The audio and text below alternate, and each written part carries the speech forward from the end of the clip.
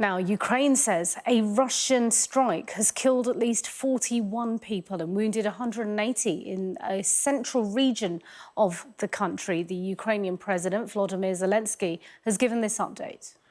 Dear Ukrainians, I've received preliminary reports on the Russian strike in Poltava. According to information available, 2 ballistic missiles hit the territory of an educational institute and neighboring hospital.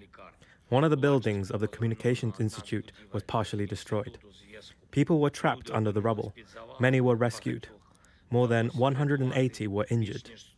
Unfortunately, many people were killed. As of now, 41 people have been reported dead. My condolences to all the families and loved ones. Well, let's bring in our military analyst, Sean Bell. He's in the studio with me now to talk us through it. So what do we know about these strikes? Yeah, good afternoon, Simon. The details are still coming in. We don't have any imagery as of yet, but we understand that 2 Russian missiles, ballistic missiles, hit the city of Poltava, which is about 200 miles east-southeast of Kyiv on the map there. Apparently an educational facility was hit, as was a hospital damaged.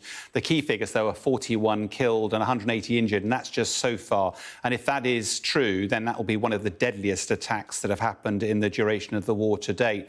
President Zelensky's tweet, he talked about the fact that an investigation was going to be mounted. He used the opportunity to appeal to the West to give them more air defence missiles to protect themselves, but also weapons, long-range weapons, to be able to strike the source of where these Russian weapons are coming from to protect Ukraine from what he describes as the Russian terror. He also said every day that is delayed of the provision of these weapons or the restrictions on them, he said, cost lives. It is interesting that yesterday as well, there was a Russian missile attack in Dnipro with 1 killed and 3 injured. And last night, the Ukrainian military claimed they shot down 22 cruise and ballistic missiles in a massive wave of attacks on Kyiv.